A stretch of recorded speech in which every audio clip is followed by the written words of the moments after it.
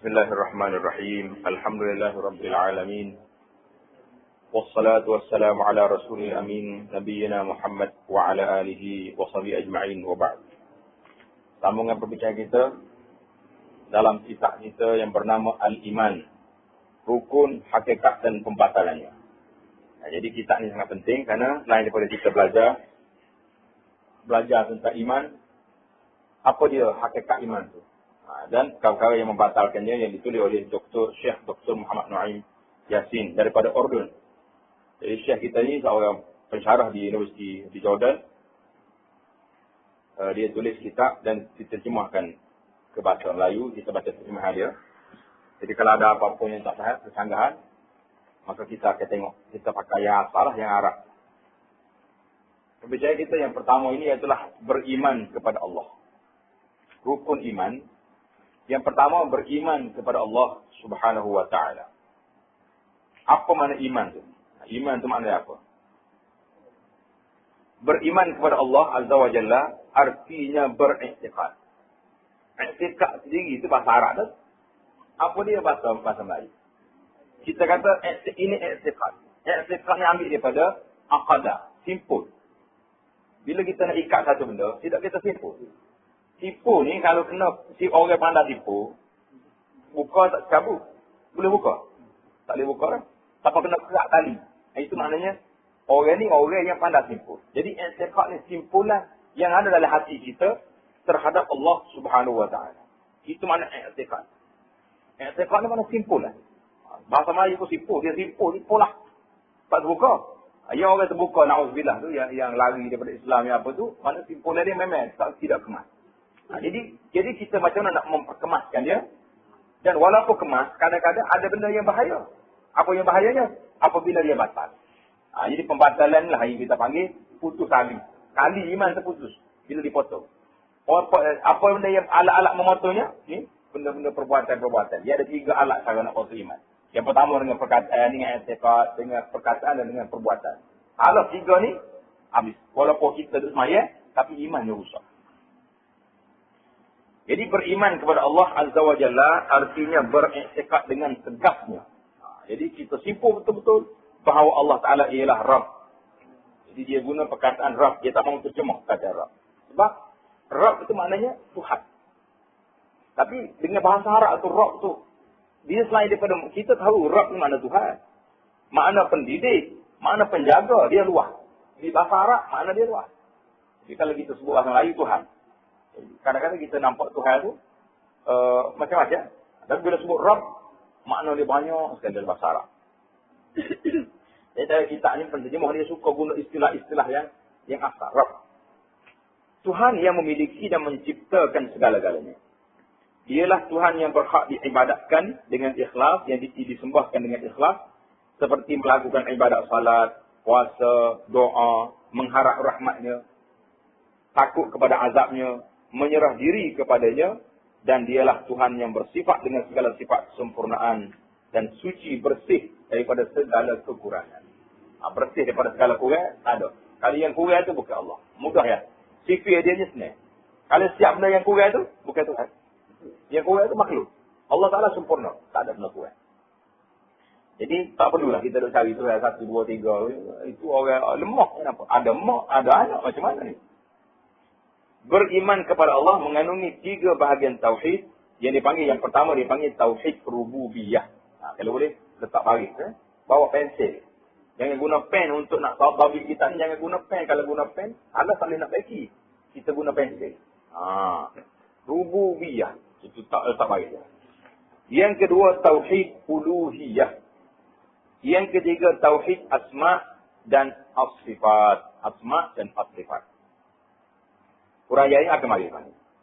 Pengertian beriman kepada ketiga-tiga bahagian tauhid itu ialah beriktikad dengan keesaan Allah Ta'ala pada rububiyahnya, pada ketuhannya. Dia yang Allah Ta'ala yang esa, yang buat segala dunia ni. Langit dengan bumi ni, siapa yang buat? Allah saja. Uluhiyahnya, Allah Ta'ala esa saja yang boleh kita sembah, yang boleh kita puja, yang boleh kita puji, yang boleh kita bergantung dengan dia. Itu mana uluhiyah. Dan sifat-sifatnya yang sempurna dan nama-namanya yang mulia. Allah Ta'ala punya sifat yang sempurna, tak ada kurang, Namanya yang sangat mulia. Jadi nama Allah Ta'ala ni tak boleh kita main-main. Kerana itulah bila kita nak letak nama anak kita, yang ada, yang nak ambil daripada nama Allah, maka tak boleh nama saja gitu. Dia kena buat Abdun kepada. Macam kita buat letak nama anak kita, Rahman. Rahman itu nama Allah. Rahman, Ar-Rahman, Ar-Rahim itu sifat Allah Ta'ala. Rahman. Jadi kita kata Rahman. Jadi, dia kena letak nama Abdul Rahman. Abdul Rahman. Kena ada. Sebab hamba Tuhan Rahman. Jadi tak boleh nama mujarab itu.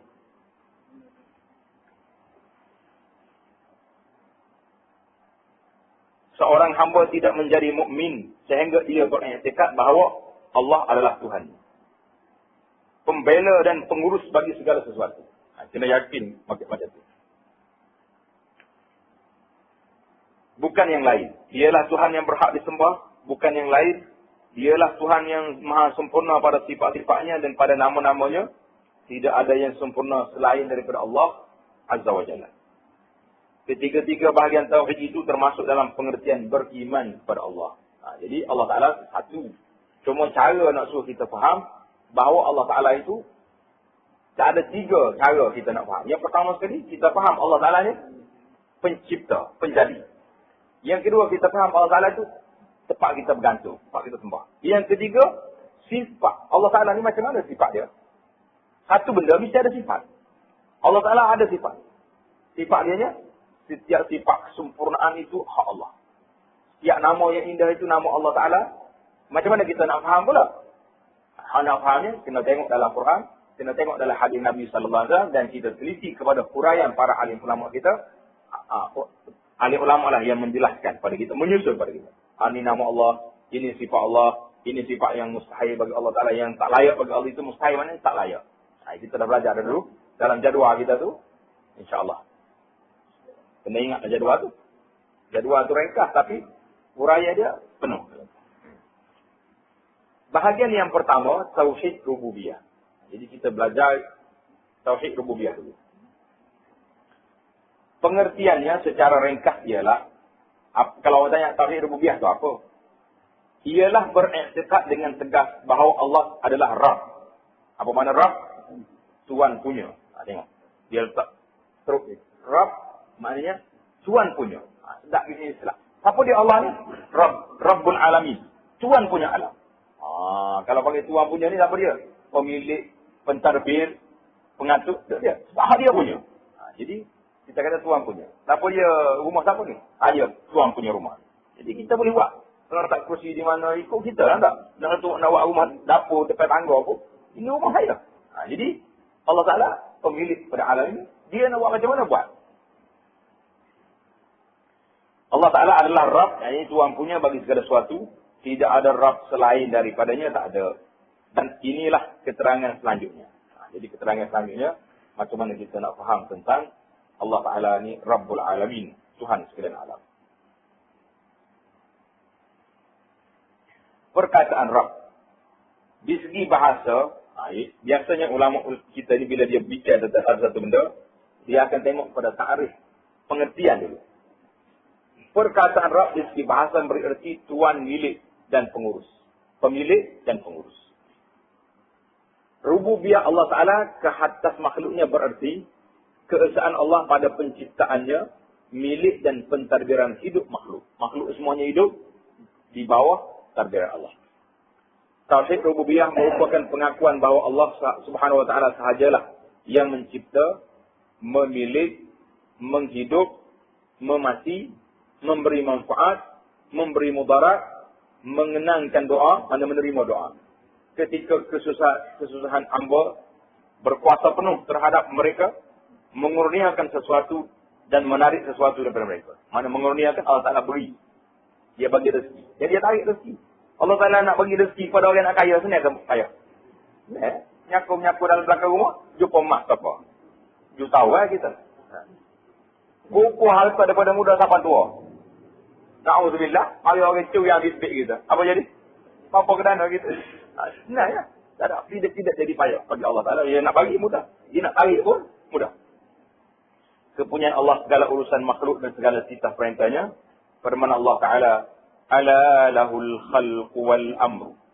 Tabarakallahu Rabbul Alamin. Maksudnya ingatlah, kepunyaan Allah sahajalah segala makhluk dan segala titah perintah. Maha berkat Allah, Tuhan sekalian alam. Jadi Tuhan ini suratul Araf ayat 54. Termasuk dalam bahagian ini juga, bahagian rububiyah ini juga, beriman kepada kudrat Allah. Apa dia kudrat? Yaitu meyakini bahawa tiada sesuatu yang berlaku tidak terkeluar daripada kudrat dan iradah Allah. Kita kena yakin bahawa tiada yang berlaku itu tak keluar daripada kudrat dan iradah Allah Subhanahu Wa Taala. Dengan perkataan lain, tauhid bahagian ini memberi erti mengakui bahawa Allah adalah pencipta mutlak. Mutlak yang mana dia saja yang pencipta bagi alam ini. Dalam mengurus, menambah, mengurang, menghidup, memati dan lain-lainnya tanpa disekutui oleh yang lain dalam hal tersebut. Kalau ada orang mengaku dia sama dengan Allah Ta'ala dalam masa ini, kita boleh bawa dia pergi hospital mana? Tanjung Rambutan. Sesuai masalah. Itu tempat dia. Dia pula mengaku tak ada pasal-pasal. Tanjung Rambutan awak di tempat dia. Mengenai tauhid bahagian ini, Al-Quran telah menerangkan sejelas-jelasnya. Boleh dikatakan tiap-tiap surah Al-Quran menyebut atau sekurang-kurangnya mengisyaratkan pada tauhid bahagian ini. Jadi dalam Al-Quran telah sebut. Atau kita nak faham, nanti kita sekitar bawah. Tauhid ini adalah asas bagi tauhid bahagian lain. Kerana pencipta, pemilik dan pentadbir sahajalah yang berhak ditujukan ibadah. Jadi kenapa mengibadah pada Allah? Sebab dia yang buat. Dia yang cipta kita. Maka, oleh kerana dia cipta, maka dia berhak disembah. Itu dia panggil, tauhid ini asas pada tauhid lain. Kenapa semua? Sebab dia Tuhan. Jadi kalau macam orang pijak ni, kenapa hormat dia? Sebab dia pakai. Itu banding yang bukan nak banding Allah, tapi mana manusia ni, mudah faham.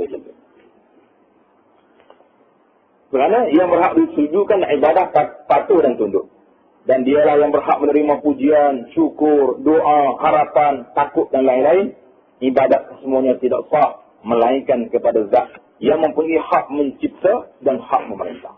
Jadi kalau orang lain kata dia ada hak juga, maka kita boleh cakap, awak ni cakap tu dalam keadaan sedar atau dalam keadaan tidur. Boleh tanya gitu ya. Kalau dia kata sedar, saya boleh. Kalau dia kata dia tidur, tak apa, dia mimpi, dia nak jadi apa tak apa. Dia mimpi dia jadi Perdana Menteri Amerika. Boleh marah. Tadi marah dalam mimpi. Dia jadi jutawan. Jadi sejak 2 minit dalam mimpi, lepas tu tak ada apa. Jadi kalau orang sedar, kita kena tanya awak ni dah betul ke macam mana? Ada turunnya ke apa tak? Kena tanya khabar. Di sudut lain pula, pencipta yang milik dan mentadbir sahajalah yang berhak dengan sifat-sifat yang mulia dan sempurna. Mana perbahasa dia ni, orang panggil lengkap lah. Kerana sifat-sifat ini tidak layak melainkan bagi Allah yang menjadi Rabbul Alamin. Dan kerana mustahil adanya sifat rububiyah dan milik bagi Tuhan yang tidak hidup. Jadi kalau kita ada Tuhan tak hidup, macam tokok kayu tu. Mau ambil kayu, tahap-tahap, cakap, ini Tuhan. Dengan otak kita betul ni, dia boleh jadi Tuhan kan? Betul kayu yang duduk tak buat, tak teliti. Jadi mustahil adanya sifat rububiyah dan milik bagi Tuhan yang tidak hidup, tidak mendengar, tidak melihat, tidak berkuasa, tidak bercakap, tidak membuat apa yang dikehendaki dan tidak bijaksana. Baik pada perkataan maupun perbuatan. Orang ini tak bukan Tuhan lah. Yang karena itu kita dapat di Al-Quran Karim menyebut tauhid bahagian ini di dalam beberapa makam. Beberapa tempat. Makam pujian, makam ibadah, makam patuh dan menyerah diri. Dan makam penerangan sifat-sifat Allah yang mulia dan nama-namanya yang elok. Jadi, mana makam, mana tempat. Dalam makam pujian, kita selalu membaca setiap rakaat salat. Bila kita salat, kita baca apa? Surah apa? Al-Fatihah. Itu rukun. Rukun Al-Fatihah. Rukun salat Al-Fatihah. Kalau boleh baca tak baca Al-Fatihah, orang ini sah tak salah salat dia. Sah lah pada dasarnya tidak sah. Kecuali orang masbuk. Itu cerita lain lah. Itu keluar daripada cerita kita lah. Orang masbuk tu. Jadi dalam rakaat kita kata Alhamdulillahi Rabbil Alamin. Maksudnya segala puji-pujian Allah bagi Allah. Tuhan punya sekalian alam ini. Apa dia? Tuhan punya sekalian alam. Firman Allah Ta'ala lagi. Falillahil hamdu rabbis samawati wa rabbil ardi rabbil alamin. Maka bagi Allah segala pujian, pencipta langit dan bumi, pencipta sekalian alam. Suratul Jasyah ayat 36. Nah, itu dalam makam pujian Allah Ta'ala sebut dia ni siapa dia? Rabb al-alamin. Rabb, jadi dia panggil Tuhan punya. Dalam makam penyerahan diri dan patuh kepadanya pula, Allah berfirman, "Qul inna hudallahi huwal huda wa umirna linuslima lirabbil alamin." Katakanlah, sesungguhnya petunjuk Allah itulah petunjuk yang sebenar. Jadi kalau orang kata ada petunjuk lain, maka kita tanya orang ini memang orang yang tidak sedar, orang tak apa. Petunjuk Allah Ta'ala saja yang betulnya. Dan kita disuruh agar menyerah diri kepada Rabbil Alamin, Tuhan yang memiliki segala alamin. Jadi ini semua arahan-arahan kita duduk di mana? Duduk tunduk kepada Rabbil Alamin. Dan makam tawajuh. Apa makna tawajuh? Tawajuh kepada Allah dan mengikhlaskan niat kepadanya, kepada Allah Ta'ala. Qul inna salati wa nusuki wa mahyaya wa mati lillahi Rabbil Alamin. Katakanlah, sesungguhnya salatku, ibadatku, hidupku, dan matiku adalah bagi Tuhan sekalian alam. Suratul An'am ayat 162. Surah Qul inna hudallah tadi, Al-An'am ayat 71. Artinya, semua ayat ni duduk di Rabbil Alamin. Rabbil Alamin itu menunjukkan pada dalil tauhid ar-rububiyahnya. Dalam makam wala itu maksudnya ketundukan kita kepada Allah, bukan kepada yang lain. Firman Allah Ta'ala, "Qul aghairallahi attakhidhu waliyan fatiris samawati wal ardi wa huwa yut'imu wa la yut'am. Qul inni umirtu an akuna awwala man aslama wa la takunanna minal musyrikin." Maksudnya ada teks lain daripada Allah. Aku jadikan wali, jadi kekasih, sedang Allah pencipta. Fatiris samawati wal ardi, mana pencipta. Jadi Allah Ta'ala pencipta, Rabb, dia jadi Tuhan dia. Pencipta tujuh kepala langit dan bumi. Dan dialah yang memberi makan, bukan diberi makan. Allah Ta'ala beri makan kita tak makan dia. Tapi kita seruput semua. Sibuk kita ni saling ibadat kepada Allah Ta'ala sebab apa? Sebab nak dicari makan. Seolah-olah makan yang itu kita sendiri buat. Ini yang salah kita ni. Kenapa tak pergi tak tempat semayang berjemaah? Apa alasan dia? Lorang, nak gimana? Cari makan. Jadi kita kena terlupa. Banyak mana kita cari. Kalau dia tu ajak tulis hak kita, jadi. Mula kita tadi dapat gelas. Tak kata namanya dulu semua. Pergi nak ambil kita, tak ada. Ni agak dah.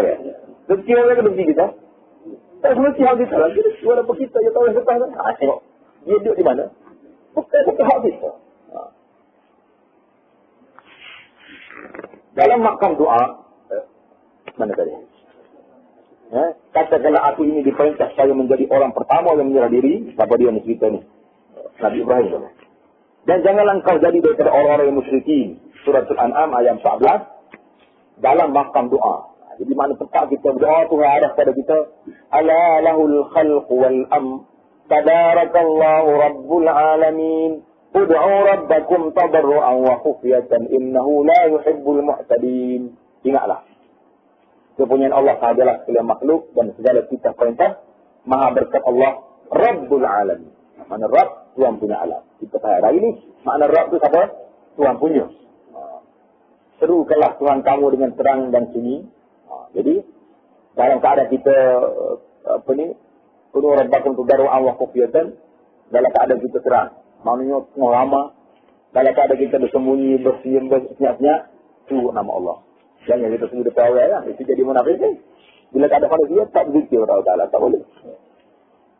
Kerana semuanya dia tidak suka kepada orang yang melampaui batas. Maksudnya ini, semua orang ni kalau zikir tu lebih hak sangat. Zikir 3 orang ya. Tapi dengar tu 3 kilometer je tu. Pasal cakap kuat-kuat. Allah Ta'ala bukan ya. Ada sahabat tanya. Dalam ayat puasa tu, dia kata tanya Tuhan. Aku nak tanya kepada Rasulullah. Tuhan, kita nak jauh ke dekat? Kalau jauh kita nak lalu. Kalau dekat kita nak bersih. Dalam ayat puasa je. Wa iza ta'alaka ibadi anni fa inni qarib. Kalau hamba aku tanya aku duduk mana? Aku dekat. Kita tak jauh. Ini budak wanita dah ibadah aku perkenalkan doa. Jadi kita boleh sabar. Lama-lama kalau waktu malam. Bangun zikir siap-siap. Kalau waktu tahajud tu. Bila-bila lagi yang duduk dekat kubur tu. Kita duduk atas kubur. Kita cek-cek bawah kubur. Gila kat kubur. Ya. Duduk atas kubur tu. Tanya khabar. Assalamualaikum. Ya ahli diyar. Buat apa sekarang? Apa keadaan mulan? Kita tanya-tanya dia, kita kecek kita. Aku dah masuk dalam ni. Aku nak buat apa? Nangis je. Tanya kubur, kita tunggu kubur. Dia tahu. Kita buat atas kubur. Nak pergi kita cakap dengan kubur. Kita tanya kita. Aku kalau masuk dalam ni nanti. Apa amalan aku nak bawa? Itu barulah kita jadi. Kena pergi sahaja. Jangan pergi ramah. Pergi ramah tak jadi. Surah Al-A'raf ayat 54. Dalam makam ibadat pula, apa Allah Ta'ala perintah kepada kita? وَمَا لِيَ لَا أَعْبُدُ الَّذِي فَطَرَنِي وَإِلَيْهِ تُرْجَعُونَ. Kata kenapa aku tidak beribadat kepada Tuhan? Ia menciptakan. Fatara, mana mencipta? Menciptakan aku. Dan kepadanya lah aku dikembalikan. Surah ini biasa kita baca. Surah apa? Yasin ayat 22. Dan firman-Nya lagi, Ya ayuhan nasu a'budu rabbakumul ladzi khalaqakum walladzina min qablikum la'allakum tattaqun. Alladzi ja'ala lakumul arda firasyan was samaa'a binaa'an wa anzala minas samaa'i maa'an fa akhraja bihi minas samarati rizqan lakum. Fala taj'alu lillahi andadan wa antum ta'lamun. Hai manusia sekalian, beribadatlah kamu kepada Tuhan yang telah menjadikan kamu dan yang sebelum kamu pada atuk nenek kita, supaya kamu bertakwa.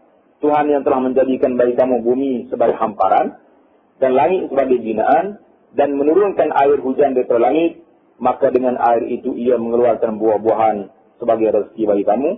Dan karena itu janganlah kamu jadikan bagi Allah andad. Apa dia andad? Sekutu. Padahal kamu mengetahui. Anaknya allazi khalaqakum. Tuhan yang menjadikan kamu. Jadi kuasa Allah Ta'ala ni menjadikan, menciptakan. Suratul Baqarah ayat 21-22. Oleh itu, pencipta 7 langit dan bumi dan barang yang di antara keduanya sahajalah yang hamba berhak menganggap sebagai Tuhan dan wali kekasih untuk menyerah diri. Betul ke tidak? Mana kesimpulan kita baca ayat Quran ni? Kesimpulannya, ini sifat Allah Ta'ala yang berhak disembah. Kalau orang lain-lain itu bukan Tuhan. Orang lain-lain itu Allah panggil makhluk sama-sama kita juga. Di sudut lain. Macam mana pula sudut lain? Kita dapati Al-Quran Karim mencantumkan. Mencantum maknanya gabung sekali. Rububiyah Allah di segi milik dengan nama-namanya yang elok dan sifat-sifatnya yang sempurna. Perhatikanlah firman Allah dalam ayat Al-Kursi. Baca ayat Kursi ini. Allahu la ilaha illa huwal hayyul qayyum. La ta'khudhuhu sinatun wa la nawm. Lahu ma fis samawati wa ma fil ard. Man dhal ladzi yashfa'u 'indahu illa bi'iznihi. Ya'lamu ma bayna aydihim wa ma khalfahum. Wa la yuhituna bi shay'in min 'ilmihi illa bima sha'a. Wasi'a kursiyyuhu as-samawati wal ard. Wa la ya'uduhu hifdhuhuma wa huwal 'aliyyul 'azim. Allah tidak ada sebarang Tuhan melainkan Dia yang hidup kekal terus menerus, mengurus. Tengok, Al-Hayyu Al-Qayyum, mengurus makhluknya, tidak mengantuk dan tidak tidur. Kepunyaannya lah apa di langit dan di bumi. Hak terhadap Allah. Siapakah yang dapat memberi syafaat di sisi Allah tanpa izinnya? Tak ada orang. Allah mengetahui apa-apa yang berada di hadapannya dan di belakang mereka, di hadapan dan di belakang mereka. Manakala mereka pula tidak mengetahui apa-apa daripada ilmu Allah, melainkan perkara yang dikehendaki olehnya. Ilmu Allah terlalu luas. Jadi Allah Ta'ala ni kita tahu ilmu Allah setakat mana? Setakat Allah Ta'ala izin. Dia bagi tahu dalam Quran, dalam hadis Nabi, kita tahu. Kursi Allah meliputi langit dan bumi dan tidak terasa berat menjaga kedua-duanya. Allah Maha tinggi dan Maha besar. Jadi bagi Allah Ta'ala, walaupun kursi itu luas langit dan bumi, bagi Allah Ta'ala biasa. Surah Al-Baqarah ayat 25. Tuhan yang menciptakan langit dan bumi sahajalah yang hidup. Tidak mati. Adanya dengan sendiri. Kalau kata macam mana Tuhan ada? Jangan tanya. Kamu jangan tanya tentang Allah. Kamu kena fikir tentang kejadian Allah Ta'ala. Itu arahan daripada Nabi, daripada para ulama. Kata, kamu kena fikir jadi Allah. Jangan fikir tentang Allah. Allah Ta'ala besarnya, buat langit, buat bumi, buat pokok kayu. Lagu mana Allah? Jangan. Siapa fikir stop. Jangan fikir macam mana Allah. Cuma kita boleh kenal Allah melalui sifat-sifat dia, melalui kejadian-kejadian dia. Jadi Allah Ta'ala tidak mati, adanya dengan sendiri, amat mengetahui, menjaga, maha tinggi dan maha besar. Perhatikanlah permasalahan yang berikutnya. وَلَقَدْ خَلَقْنَا الْإِنسَانَ وَنَعْلَمُ مَا تُوَسْوِسُ بِهِ نَفْسُهُ وَنَحْنُ أَقْرَبُ إِلَيْهِ مِنْ حَبْلِ الْوَرِيدِ. Dan sungguhnya kami telah menciptakan manusia dan kami mengetahui apa yang dibisikkan oleh hatinya. Dia terhadap manusia, kok dalam hati itu tahu. Ini yang salah kita ini, apabila manusia bergelagak, tahu dalam hati orang. Kalau hari ini berat manusia. Saya tahu dalam hati dia. Dia buka bila hati orang. Saya tahu hati dia busung. Masya Allah, tabarakallah. Hebat betul manusia. Tapi inilah perangai orang ni. Bila dia kelahi dengan orang, dia tak setuju dengan orang ni, dia kurang apa dalam hati orang. Tak baik tak. Jadi kita, kalau orang cakap macam tu, kita pergi ada saudara. Saudara bila ambil jawatan Tuhan. Tuhan yang boleh tahu ya. Dalam hati manusia ni. Allah Ta'ala yang tahu. Betul. Jadi kita dah mengambil jawatan Allah Ta'ala. Tahu dalam hati. Boleh tafsir hati orang pula. Jangan. Jangan ada tafsir hati orang. Jadi Allah Ta'ala maha mengetahui apa yang dibisikkan oleh hatinya dan kami lebih dekat kepadanya daripada orang lehernya. Surah Qaf ayat 16. Dan firman-Nya lagi. Ala ya'lamu man khalaqa. Wa huwal latiful khabir. Apakah Allah yang menciptakan itu tidak mengetahui apa yang kamu lahirkan dan apa yang kamu rahsiakan? Dan dia maha lemah lembut lagi maha mengetahui. Suratul Mulk. Suratul Al-Mulk. Suratul ada salah satu dia bila Al-Mulk gitu. Al-Mulk. Dia ada salah satu sekarang. Tidak ada sebarang bantahan sama sekali tentang Tuhan yang menjadikan segala makhluk itu. Segala makhluk itu adalah Tuhan yang mengawal mereka. Yang sangat halus, amat mengetahui apa yang kamu kerjakan. Jadi Tuhan tahu semua benda. Jadi kalau kita tahu macam ni sifat Allah, kita tak berani lawan Tuhan. Ya orang dia berani lawan Tuhan ini sebab dia tak kenal Tuhan. Dia tak kenal Tuhan. Orang putih boleh tulis. Kiamat berlaku tahun 2012. Kita hanya kata kalau orang ni tahu bahaya kiamat, dia tak safe. Tak mahu ke kiamat. Tak mahu kiamat. Ini dia tak tahu kiamat ni, dia buat teori macam-macam. Tentu orang tak kenal Allah. Adapun mereka yang mengakui bahawa Allah Ta'ala itu Tuhan yang menciptakan segala-gala. Tetapi tidak mentauhidkan pada uluhiyahnya. Tidak menyembah Allah Ta'ala saja.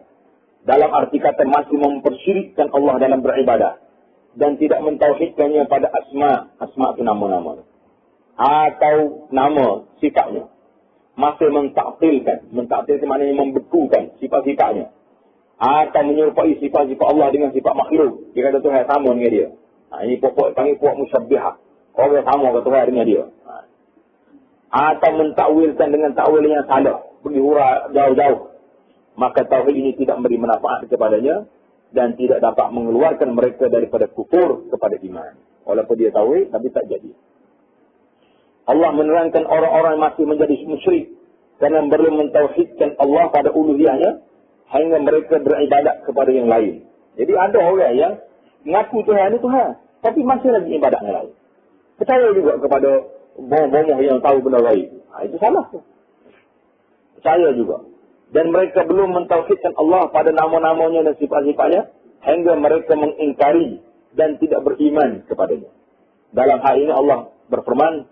وَمَا يُؤْمِنُ أَكْثَرُهُمْ بِاللَّهِ إِلَّا وَهُمْ مُشْرِكُونَ.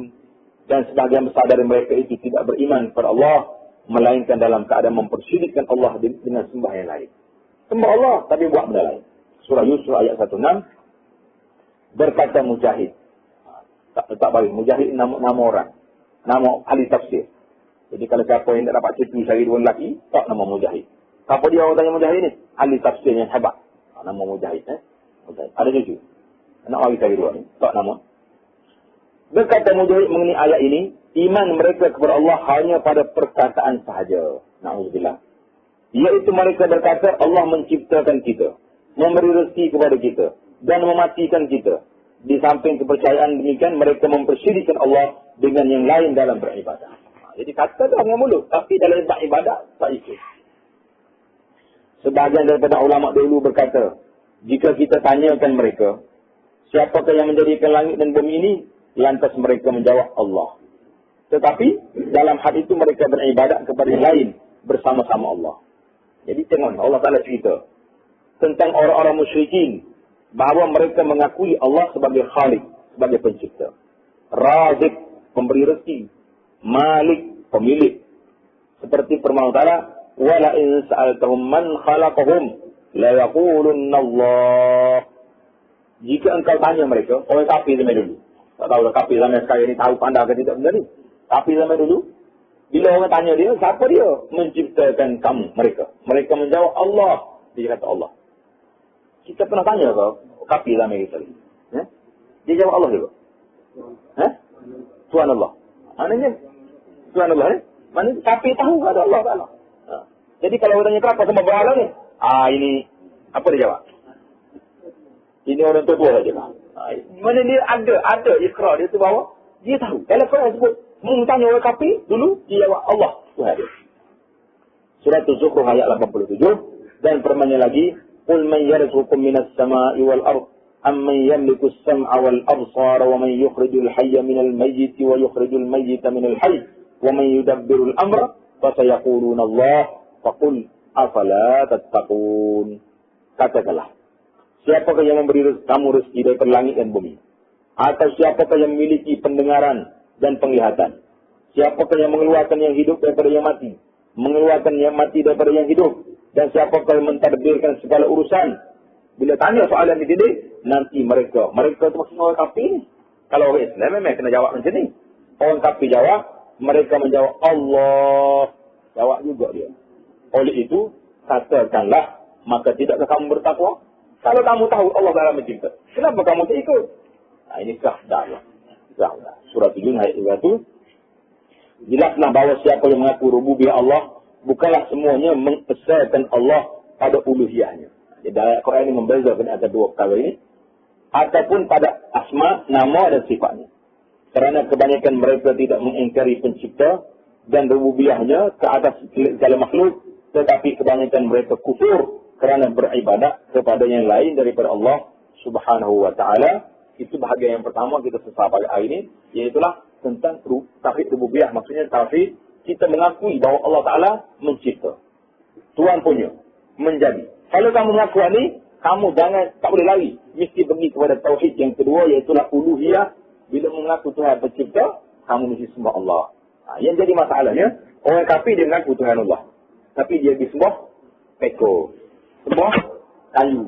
Sembah kamar. Sembah dia kata sembah kalah dia apa dia. Sembah kafir. Punya lah tinggi kan tekik dia ni lah dia ada. Sembah dia. Nak kata apa dah yang tulis hari. Habis bukan rusak dunia ni kerana apa? Kerana kejahilan manusia. InsyaAllah kita akan sambung dalam bahagian yang kedua, tauhid uluhiyah, dalam perbincangan kita yang akan datang.